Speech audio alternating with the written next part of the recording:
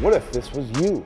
We're gonna show you how to execute the best technique for every single lift and how to fail properly. And we're gonna start right now. First, do we actually need to fail to gain strength and muscle mass? So with our 60-second breakdown of physiology, that first key point is that if we're dealing with youth or novice lifters, people who are just getting into resistance-based training, we actually don't need to fail. We're gonna make strength gains and muscle mass gains simply based off of coordination and improving that intermuscular coordination. We also know that mechanical tension and muscle damage can lead to muscle growth. Okay, we don't really have to fail to actually get those mechanisms to trigger some muscular mass. However, we very likely still will fail, which means that we will achieve a point of termination in a possibly disadvantageous position. We will fail doing a squat, doing a bench, doing a front squat, doing a snatch, doing a clean. All of these different situations, we will still fail. Even if we're on a machine, we're going to fail.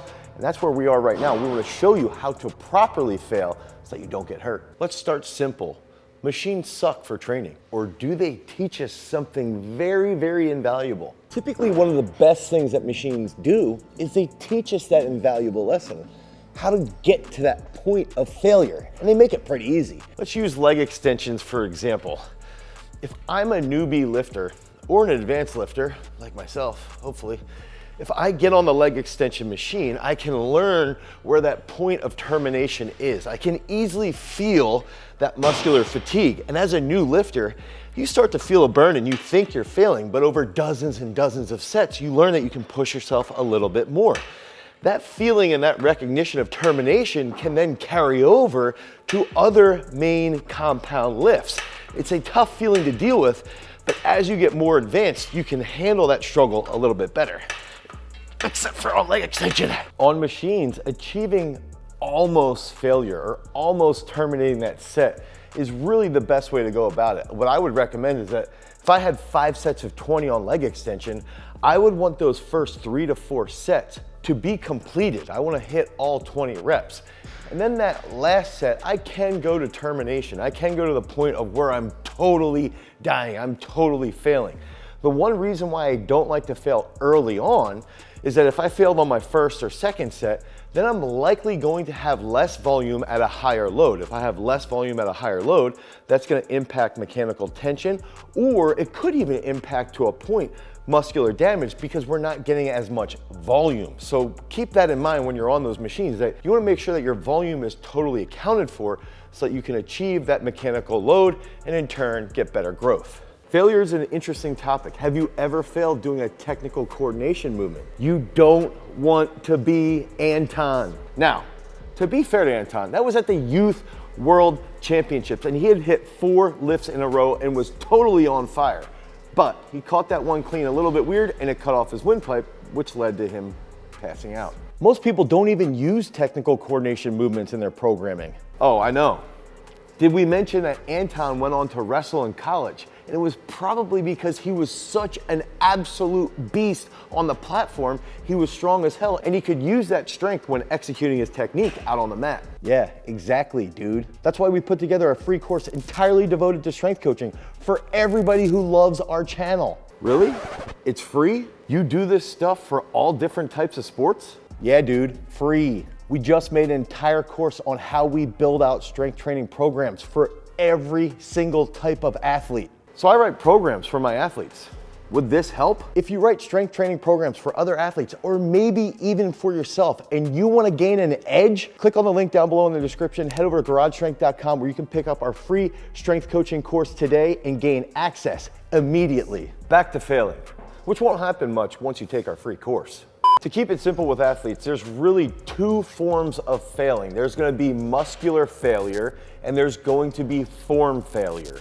And that muscular failure or muscular fatigue is going to lead to some sense of form fatigue. And sometimes there will be form failure without muscular failure if someone's not overly focused on how they're executing a movement. And it's really important for athletes to realize what muscular fatigue or muscular failure actually is, because that can then lead to a heightened sense of awareness. As they're starting to fatigue, they might pay a little bit more attention to how they're executing their technique. Technical failures happen pretty frequently, so we need to know the right technique for every single exercise, and we need to know how to bail properly and safely on all of those different movements so that we can maintain safety. Now, when we're talking about failing for the snatch, the clean, or the jerk, technical coordination variations as well, power snatch, anything along those lines, we need to know that we can drop the bar forward. It's very easy to just drop the bar. Okay, we also need to know that we can just drop the bar behind us, okay? If we have to, we can just let go behind us. And if we know the technique, which we've taught you in all of our sweet weightlifting compilation videos, you understand how you have to keep that bar tight, get it tight into the hip, and execute that finish. Along those specific lines, we also want to understand that most of our training should be done between 75 and 90%. Okay, so if our training is in that realm, we're likely going to minimize our failures. The overarching theme here is that we don't want to hold on forever to the bar. Just let it go forward, let it go behind you, and get out of the way. It's very, very safe as long as you execute the failure properly. Now, what about that technique for absolute strength movement? And remember, inside of our parabolic periodization training, we're gonna set up a day with technical coordination movements, absolute strength movements, accessory exercises. So if we're talking about absolute strength movements, that might involve a back squat. We have to know the rack that we're squatting in. If we're in a weightlifting rack and we're back squatting, we can easily just miss behind, okay? We can just dump behind, be somewhat athletic, dump the bar behind. It's not overly challenging. If we're in an old school powerlifting rack, we know that there's pins there. If there's pins, the biggest thing that we need to be aware of is not having our fingers underneath the bar so that they get pinched on the pins. Okay, those are some really, really easy concepts. Know the squat rack in which you're training. When we're talking about the bench press, you better have a freaking spotter. I would never recommend benching without a spotter unless you're doing a warm-up at 40%, 50%. But even in that case, have a freaking spotter. Now, one of my favorite exercises along the lines with back squat is going to be a front squat. This is the easiest exercise to fail on when we're talking about absolute strength because all you have to do is dump forward. The other reason why I love the front squat is because when you have form failure, that's gonna show you that your form sucks because you're dumping forward and the bar will go forward. It's gonna roll off of your shoulders. So it's a movement that you really have to execute with really, really good technique. So I recommend when you first get into lifting, front squat should probably be the first exercise that you learn from a squatting perspective. Now, single leg squats, my favorite leg absolute strength movement, the one that transfers best to sports performance. How are we going to fail that single leg squat? First, know the sweet jailhouse rack that we use. You can just lean forward. It's extremely safe, but the same precautions need to be taken where you know that the bar could pinch your fingers. That's really the only downfall there. Secondly, if you are in an open rack, like a weightlifting rack, the spotter has to know how they can actually help you with a specific rep, but also you should know how to get out of it safely. You can step forward and just drop the bar behind you as long as you're communicating with that spotter. And again, this goes back to you don't need to go absolutely crazy on a single leg squat to reap the benefits of muscular growth. Remember, it's mechanical tension and potentially muscular damage. If we're doing slow eccentrics and we're doing high volume sets, we'll still be able to make those gains without failing. Now, what if I'm doing a pressing movement where I really don't need a spot, like a pin press or dips? I can execute movements here, pressing nice and vertically and then come down nice and slowly. And if I get to the point of form fatigue, it'll probably just go forward, right? I'm here, bar gets out of the slot. Now I have the pins, it's pretty easy. If I have muscular failure, I'm just not gonna be able to finish the rep. I'm here, can't lock it out, I can just bring it down nice and easy. That's what makes a pin press so freaking good, is that it's a very, very safe movement and it's easy to fail and not put yourself in a bad position. Now, similar to the pin press, if I'm failing on the dips, if I have bad technique, if I come forward too much, I can just put my foot down, okay? If I come back up and I am actually just can't lock out, I can still just put my feet down.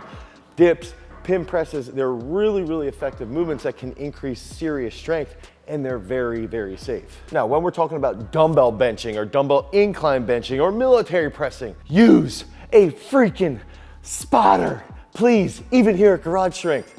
And that old school way of spotting on dumbbell bench is typically gonna be under the elbows, right? Now, with beginner lifters, a lot of kids when they get spotted on their elbows, they tend to elbow flex in. I would recommend that if you're gonna use the elbows, make sure they know to keep driving straight, right? But now, if you really need to spot someone and you don't wanna use the elbows, all you have to do is spot on the wrist. If you spot on the wrist, it makes it a little bit easier as they're failing with the dumbbell presses. And then finally, if you're dumbbell benching, you better know how to press the dumbbells out of the hole. Know how to get that stretch shortening cycle, know how to control those weights, because that shoulder co-contraction is gonna help you when you're actually struggling to execute a dumbbell press. Now, if I'm doing bodybuilding movements, one thing I do recommend is don't get into crazy positions where you could actually hurt yourself. I do like cheat curls where I'm here and I can do a slow eccentric. Okay, so I get a little bit of hip action, a little bit of trunk action, slow eccentric to really overload the brachioradialis and my biceps. But I don't want to see something crazy like this where I'm doing a power clean just to get those hammer curls done. That could put my bicep in a pretty bad position. Another example would be if I'm doing a one arm row, okay? I don't want to be flailing all over the place when I have muscular failure. Okay, I want to be here executing, nice and controlled down, come back up. If I'm gonna start to fail, it's okay if I cheat a little bit here and go down. It's just a little bit of a cheat, but make sure you have that cheating position done only to a certain point and only for about 1 to 3 reps. We don't wanna put ourselves in a bad spot where we could get hurt. So another aspect is that if we're doing something like a rope climb and we wanna improve our grip strength, we wanna improve our lat strength, even our trunk control, we wanna put ourselves in position where we can execute this really well.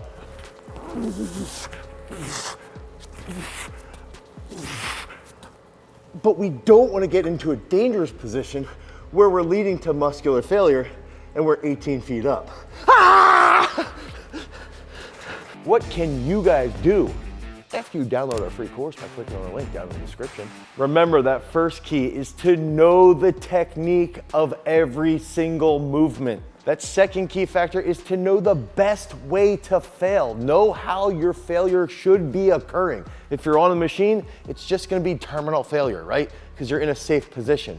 If you're back squatting, you've gotta know the rack. If you're bench pressing, you better have a freaking spotter. That third key factor is to know and understand your muscular fatigue. And while understanding that, know that sometimes you might just be being a you could probably push another 1 to 3 reps out without actually achieving that muscular failure. I know this because I can be a That fourth key factor is know how not to die. You're gonna be okay when you're achieving failure. Don't fail like a total lunatic because of this innate fear that you might be dying on a back squat failure. That fifth key factor, also, when you're using dumbbells, make sure you understand the technique and you know how your pressing movement should be going so that you don't lose those chiclets out of your mouth if you're about to have that dumbbell drop on your dome. That sixth big factor is that you don't really need to fail to gain muscular size, to gain muscular strength. But I do think it leads to better growth early on. When people understand what failing feels like, they learn how to push themselves a little bit more. That's why learning on machines is actually phenomenal, because you learn how to dig a little bit deeper and improve that overall force that you're putting into the barbell. Now, if you guys want more content, make sure you check out this video here, or how to get strong as video for more content. If you guys want to learn more about strength training and overall programming, make sure you click on the link down below to pick up our free strength training course. Because remember, freaks, if you guys want to become a champion, you've always got to cultivate your